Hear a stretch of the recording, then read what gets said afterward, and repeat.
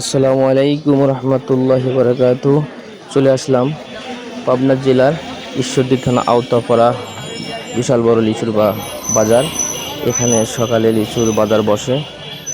অসংখ্য বাগানিরা তারা নিজেরা নিজের গাছ থেকে এভাবে লিচু পেড়ে নিয়ে এসে বাজারে সকালবেলা বিক্রয় করার জন্য আসে। দেখতে পাচ্ছেন সুন্দর একটি বাজার। যারা লিচু ক্রয় করতে চান পাবনা ঈশ্বরদী আওতাপাড়া বাজারে চলে আসবেন এবং বাজারটা বসে ঠিক ফজরের নামাজের পর থেকেই, অর্থাৎ খুব সকাল থেকেই এই বাজারের বেচাকেনা শুরু হয়। অসংখ্য ক্রেতারা এসেছে লিচু ক্রয় করার জন্য। অনেক বড় একটা বাজার, আওতাপাড়া বাজার। সুন্দর একটি লিচুর ক্রয় বিক্রয় হয়।